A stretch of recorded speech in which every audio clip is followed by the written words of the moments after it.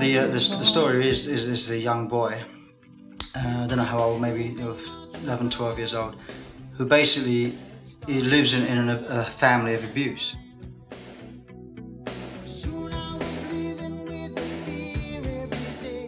The father is the bad guy, and he just can't stand it anymore. The friction in the house, the fact that every night the guy comes home and drunk and just either molests him or abuses his mother.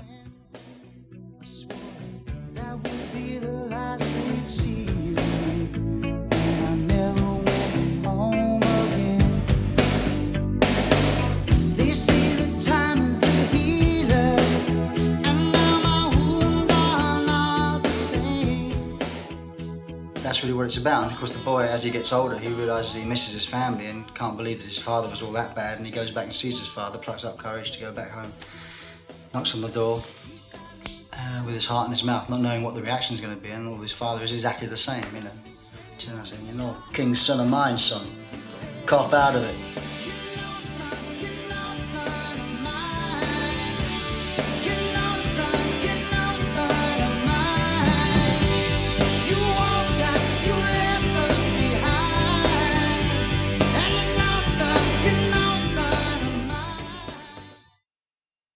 Overplayed. It's downhill from now on. What are you up to at the moment? Just trying to come up with ideas for the end of Rolling Toms. When I should just take over, do my thing. Just think I'll be best. I go to pieces when you ask questions. How's it been getting? How you been getting on with your lyrics? 2 down, 1 to go. Which ones are the ones that you've gone for? BB Hit, which I'm doing now, which is probably going to be called Never the Right Time.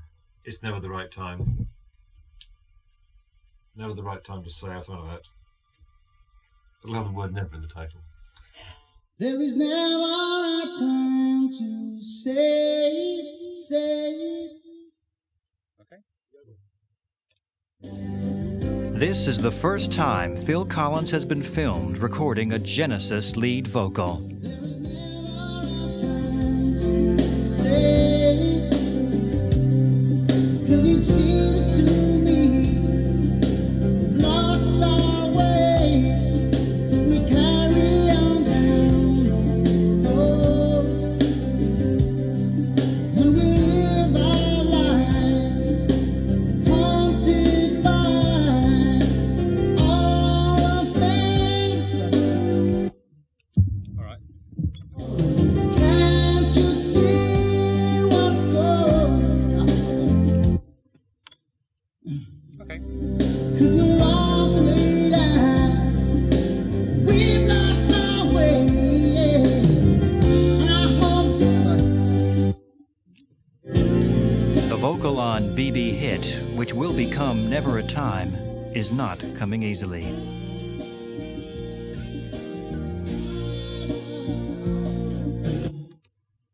Okay. and we live our lives haunted by all the things. The melody on the first So Sad at the end there, Yeah. it's sort of a thing. It'd be nice if you didn't go down quite as far, I think. So you go so sad. If it just went so sad, just because it doesn't really go with the chord that's So sad, Just so try- sad. Yeah. Actually, do you want to hear Twiddly did on the old one? Because it's a really nice twiddle he used to do. Fine. There's a bit. Maybe that's it, Gary, for a bit.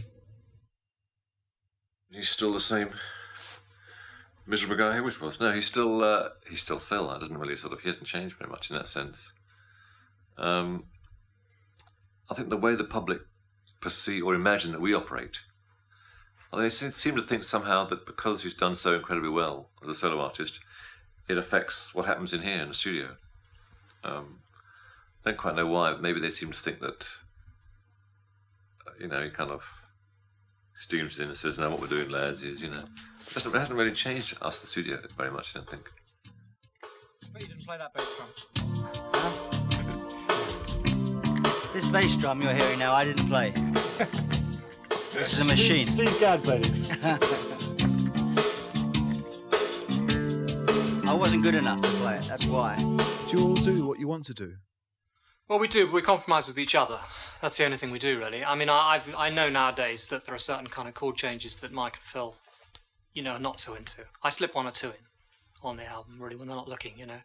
And once I've heard it enough times and they like it, you know.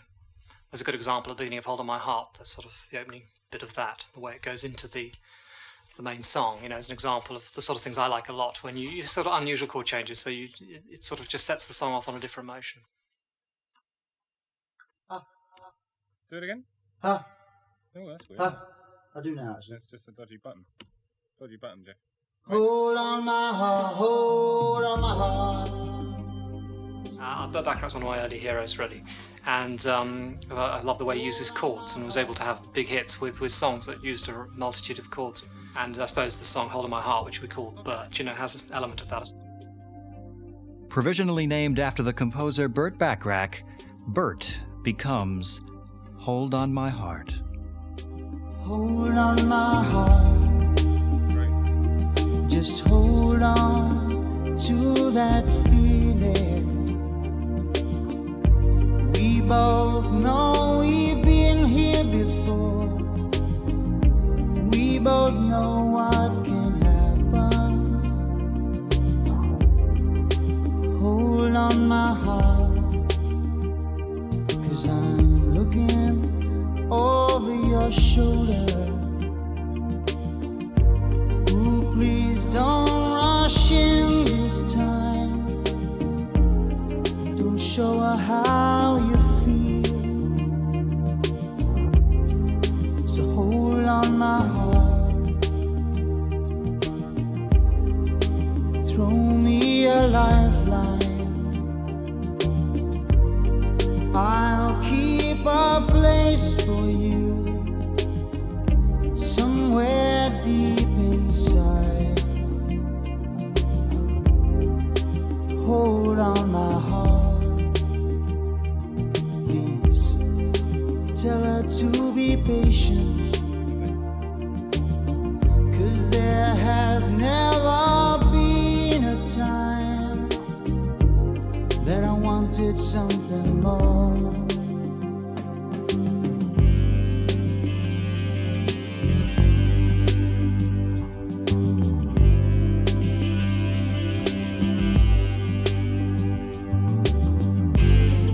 If I can recall this feeling, and I know there's a chance where I will be there. Yes, I will be there. Be there for you whenever you want me to. Whenever you call, oh, I will be there. Yes, I will be there.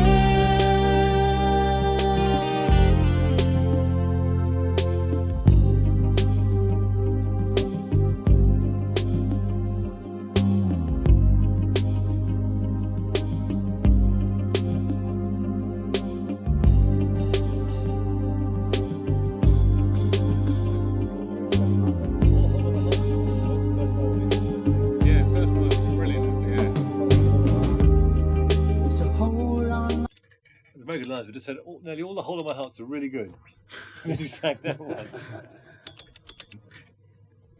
Okay. I think there's a few lines I'd like to do on this track that I think we need. In the choruses and verses. In chorus 2, I'll keep a place for you. That line. Yeah. Okay, and the verse that follows, lines 1 and 3. Hold on my heart, and because there has never been a time. Okay? Yeah. Let's just do those. Hold on my heart. Don't let her see you crying. These guys, for instance, they haven't been together for 5 years, have they? Since Invisible Touch. and I've been away and done solo projects. Phil's been on tour, Mike's done a couple of albums, Tony's done a couple of albums, and so when they come back together, they're fresh. There's the three of them together, and I mean, of what I've heard so far, you know, of what they're doing on this new album, I mean, it's definitely fresh. Well, I mean, that's the reason for doing all the stuff outside. You couldn't just do the group, you know, for this length of time. We'd have gone nuts, I think. But, and you wouldn't get any new input, you know. But, I mean, since we've all done quite a lot outside, each time you come back and make a new album, you're bringing new ideas in, and that seems to make it work. Well, it's nothing to do with me. It's nothing to do with me either. It's nothing to do with him. Yeah, but it's Tony's video. During the 6 months Genesis are recording We Can't Dance, Tony Banks releases a single with Nick Kershaw, who recently wrote the hit song The One and Only. They meet again to make a promotional video. I mean, you know, that's just switched off, isn't it, you know? So no. When's the next Genesis? That's a very good question. Well, we're hoping to get it out before Christmas. That's me. It's a question for me. Do you ever listen to Mike and the Mechanics? Yes, I do. I've listened to it. I have all the albums. I like a lot of it. I love Paul Carrick's voice. Paul Carrick could sing a telephone directory. As far as I'm concerned, he's got a wonderful voice. Mike Rutherford, Paul Carrick, and the other mechanics convene for a photo session to publicize their latest record.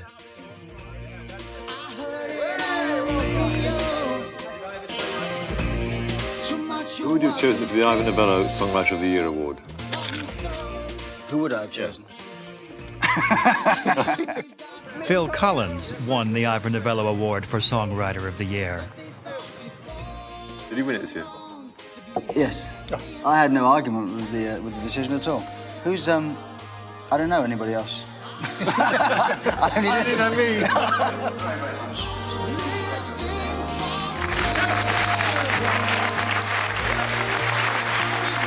These working trips to London, the promotional leftovers of their solo work, are the only breaks Genesis get from recording We Can't Dance. They record at the farm all spring and all summer of 1991.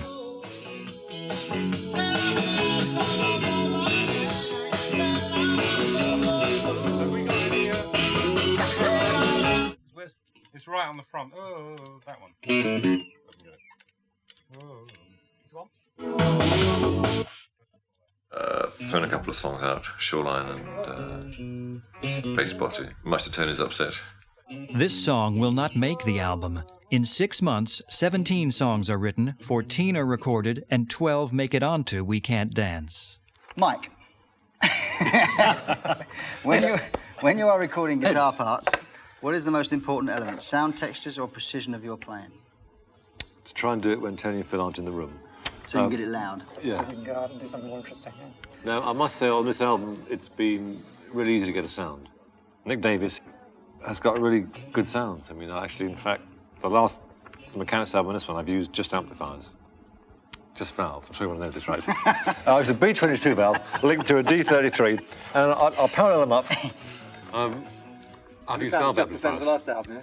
The point being is I haven't used fuzz boxes anymore. It's valve amps.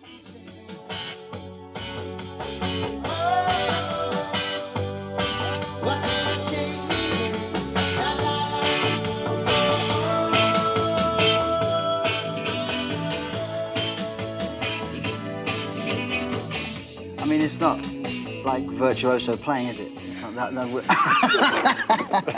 no, but we're not about that, really. No, it's more like there's a sound that creates an atmosphere or something. So consequently, it is. Plus the other thing, I mean, a lot of what we do, it tends to guitar-wise, especially, I just sort of do on the spot. I don't work out a part. I just go in there and play loud. And... All right. When you're bored or slow enough.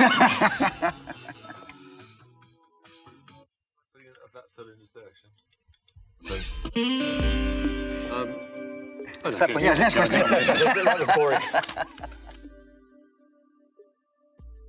All the provisional Genesis titles are eventually